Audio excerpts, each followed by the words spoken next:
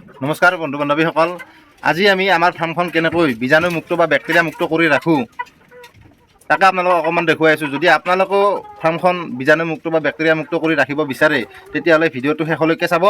মই আপোনালোকক পূৰা সম্পূৰ্ণকৈ দেখুৱাই আছোঁ কেনেকৈ বীজাণুমুক্ত কৰি ৰাখিব পাৰি।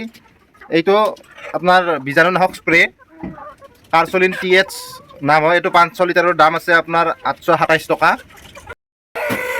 আমি বীজাণুনাশক স্প্ৰেটো মাৰাৰ আগতে পোনপ্ৰথমে মুৰ্গীৰ গঁৰালটো ধুনীয়াকৈ ঝাৰু মাৰি ক্লিন কৰি ল'ব লাগিব। মোৰ ফেমিলিয়ে গঁৰালটো ঝাৰু মাৰি আছে। ঝাৰু মাৰি এইটো ভালকৈ ক্লিন কৰি লৈ তাৰপাছত আমি স্প্ৰেটো ব্যৱহাৰ কৰিম। কেনেকৈ কৰিম সেইটো আপোনালোকক দেখুৱাই আছোঁ, চাই থাকিব। প্ৰথমতে আগতে আমি মুৰ্গীৰ গঁৰালটো ঝাৰু মাৰি লওঁ। আমাৰ ফাৰ্মখন দেখিছেনে, এই ঝাৰু মাৰোঁতে কিমান পাখি ওলাইছে। এইবিলাক মানে লোকেল মুৰ্গীবিলাকে খুব যুদ্ধ কৰি চিটা ফুটি কৰি এনেকৈ লেতেৰা কৰি থয়। আমি কিন্তু ডেইলি এবাৰকৈ ঝাৰু মাৰোঁ গাই। ঝাৰু মাৰি ক্লিন কৰি থ'লে ফাৰ্মখন পৰিষ্কাৰ পৰিচ্ছন্ন হৈ থাকে। সদায় এনেকৈ আমি এনেকৈ পৰিষ্কাৰ পৰিচ্ছন্ন কৰি ৰাখোঁ। ঝাৰু ডেইলি এবাৰকৈ মাৰিবই লাগে। এবাৰকৈ মাৰি থ'লে তেতিয়া ফাৰ্মখন চাফ চিকুণ হৈ থাকে। আৰু প্ৰায় আমাৰ মুৰ্গীবোৰৰ কাৰণে আমি এনেকৈ চাং পাতি দিছোঁ। ইহঁতে ওপৰত থাকি ভাল পায়, লোকেল মুৰ্গী।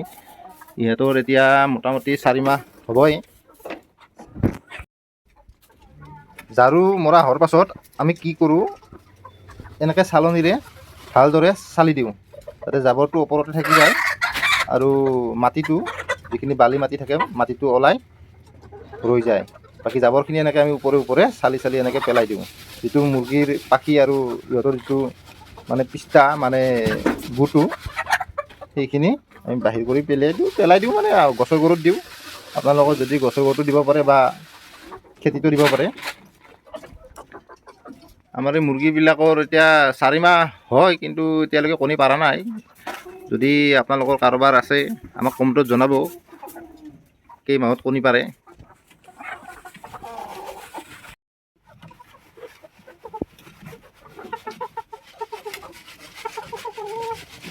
এনেকৈ তাৰমানে মাটিটো পূৰা ভিতৰতে চালি দিলে ৰৈ যাব। আৰু যিটো ওপৰত জাবৰ আছে এনেকৈ দেখিছেনে কিমান জাবৰ ওলাইছে, পাখি ওলাইছে। এইবিলাক হৈছে জাবৰ, পাখি আৰু এনেকৈ মুৰ্গীৰ গুখিনি আমি এনেকৈ বাহিৰ কৰি সদায় পেলাই দিওঁ। মাটিটো ভিতৰতে ৰৈ যাব। মাটিটো ইয়াতে সমান কৰি মিক্সিং কৰি দিম আৰু জাবৰখিনি আমি বাহিৰত পেলাই দিম, গছৰ গুৰিত দিম। এতিয়া আমাৰ প্ৰায় ৰুমটো চাফা কৰা হৈ গ'ল। এতিয়া এইখিনি আছে চালা হৈ গ'ল। এইখিনি জাবৰ আৰু এইখিনি আমাৰ যিখিনি মাটি ৰৈ গৈছে সেই মাটিখিনি এনেকৈ ওলাই গৈছে আৰু জাবৰখিনি আমি ইয়াতে লৈ লৈছোঁ। গতিকে এতিয়া মাটিখিনি আমি কি কৰিম, ইয়াতে সমানকৈ মিলাই দিম। ইয়াতে আমাৰ মাটিখিনি ইয়াতে বালু মাটিখিনি দিলে কি হ'ব, ইহঁতে যিটো মানে হাগিব বা যিটো গু থাকিব তাৰে পানীটো এবজৰ্ব কৰি ল'ব, তেতিয়া গোন্ধটো নোলায় বালু মাটিখিনি থাকিলে। সেইকাৰণে আমি বালুখিনি এনেকৈ ধুনীয়াকৈ ছিটাই দিলোঁ, দেখিছেনে, এবজৰ্ব কৰি ল'ব। এতিয়া আমি জাবৰখিনি এইখিনি এনেকৈ ইয়াতে লৈছোঁ, এতিয়া বাহিৰত লৈ যাম এইখিনি।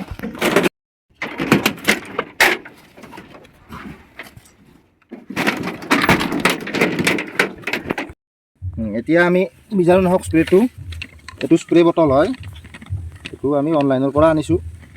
200 কিবা টকা লৈছিলে। ইয়াতে আমি 2 লিটাৰ পানী ধৰে। পানীটো আগতে ভৰাই ল'ম।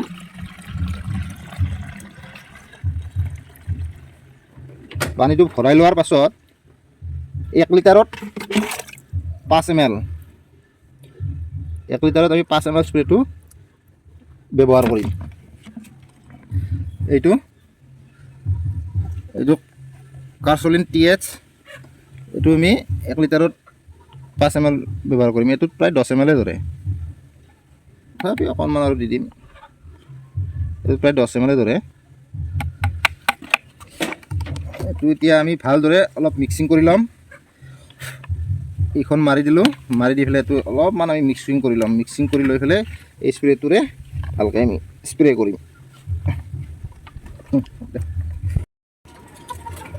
এতিয়া আমি স্প্ৰেটো ধুনীয়াকৈ প্ৰথমে অলপ পাম্প মাৰি প্ৰেছাৰটো বাঢ়াই ল'ব লাগিব। এতিয়া স্প্ৰেটো ভালদৰে হয়, এইটো পাম্প মাৰি প্ৰেছাৰটো উঠি ল'ব লাগিব। এইটো প্ৰেছাৰটো এতিয়া আহিছে। তাৰপিছত স্প্ৰে ধুনীয়াকৈ আমি এতিয়া মুৰ্গীবিলাকে এনেকৈ বালাত মানে খান্দি এনেকৈ গাত সিহঁতে বালা ঢালি লয় ভৰিৰে মানে মানুহে যেনেকৈ গা ধুৱে তাতে বালাৰে গা ধুৱে দেখিছেনে কেনেকৈ বালাবিলাক সিহঁতে গাত লৈ আছে আমি এতিয়া স্প্ৰেটো এনেকৈ ধুনীয়াকৈ মাৰি ল'ব লাগিব